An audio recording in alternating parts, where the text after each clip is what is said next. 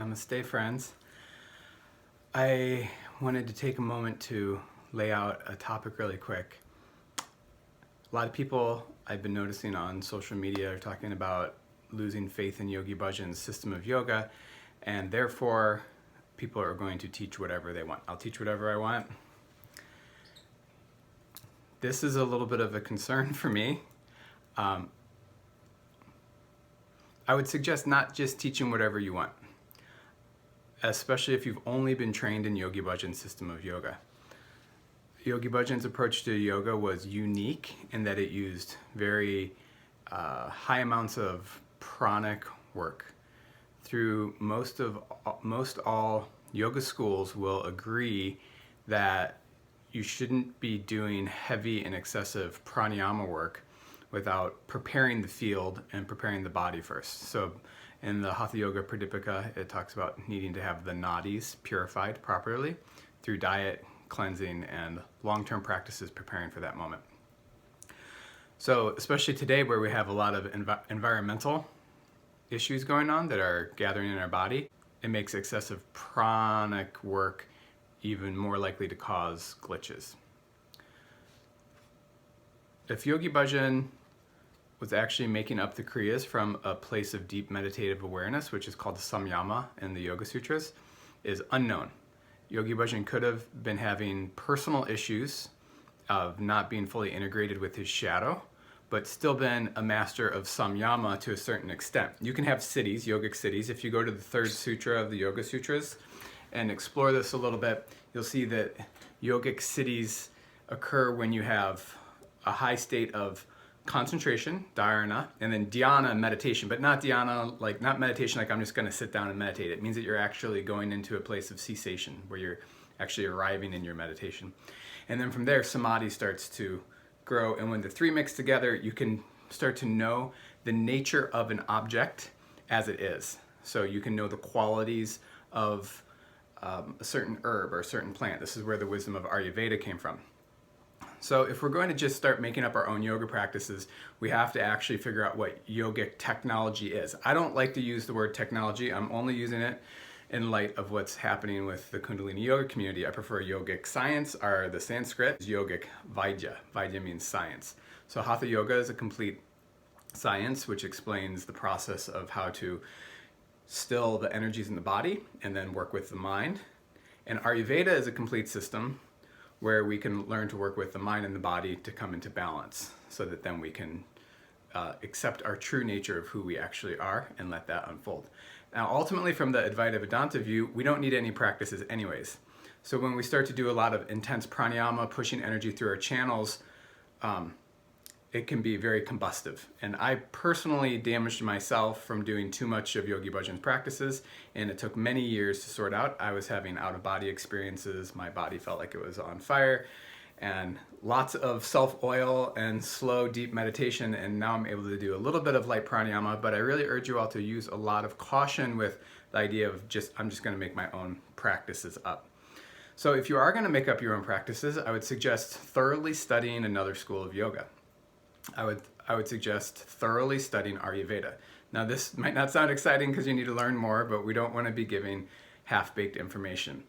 In the yoga school that we run at Schoolcraft Community College, all of the practices are viewed and understand as a whole system in light of Ayurveda and Western anatomy. So if we cannot explain and if we do not understand the practice in light of one of those two therapeutic bodies of knowledge, we don't teach it. So we still are able to do a lot of Kundalini yoga practices, not necessarily Yogi Bhajan style Kundalini yoga, but we do Bhastrika and Kapalabhati, which are two breaths that are similar to breath of fire.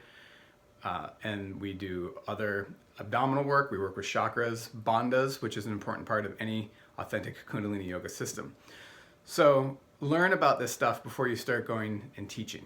We're already in a compromised place because of all of the issues coming out about Yogi Bhajan, so we don't want to end up in another compromised place by not doing adequate and thorough study and learning before we jump into something else again. So the danger, I would say, of Yogi Bhajan's teachings is that everyone is quickly turned into a teacher without a whole lot of study, especially people in the 70s. I've heard some stories online about that recently. So it's good to actually get really deep into your craft and to take a pause if you need to take a pause. I've quit teaching multiple times when I've needed to reconfigure who I am and what my perspective is, or to do more learning so that I felt fully grounded. So while the morning level might be really high, or you might feel a lot of suffering because of what you've learned about Yogi Bhajan recently, that doesn't mean you need to keep teaching. You can take a break, get grounded, and once you feel like you've really worked out what's going on with you, then step back into things. So I'd like to just, while I've got you here, if you're still in 5 minutes, one thing to think about when we are developing our own practices is it the goal of health and healing, or is it the goal of yoga, chitta, vritti, nirodha? Are we working to still our mind, or are we working to heal our body? These are two different goals of yoga. Traditionally, yoga was mostly about yoga, chitta, vritti, nirodha, which was cessation of the mind. Yoga was not so much about maintaining perfect health. Ayurveda was a system to help to bring perfect health. Now, Hatha yoga was used to get the body into good shape, but it was also used as a form of austerity, to put pressure on the body, sometimes really making the body suffer in the names of having transcendental experiences. We see that in the case of a lot of sadhus, where they're doing things to deform the body or holding difficult yoga poses for long periods of time. So a couple classifications I'd like to give people before you go off and just teach whatever you want. So one, is it yoga for health and healing, or yoga to still the mind? If it is health and healing, what system are you using to understand the healing properties? I would suggest Western anatomy and physiology and pathology, as well as Ayurveda as a full system. Other things could be good too. Traditional Chinese medicine might be useful, but keeping yoga within the same language, Ayurveda and yoga share the same language. So if you're working with yoga, chitta, vritti, nirodha, how does the practice work to actually bring you to a state of nirodha? I would suggest that practices like Sat Kriya are not necessarily stilling your mind. They're really good for your physical body on some levels. I'm not going to discuss all of my opinions on that practice. I think it's a good practice in some ways, but it's all per the individual. So yoga therapy is per the individual's needs and not just a free-for-all of somebody said at one point. We need to be able to prove it through a long history of people having done it, like we have in Ayurveda, or through really good research like we have in the modern era. So these are pre-existing, strong, stable traditions that we can rely on and lean on.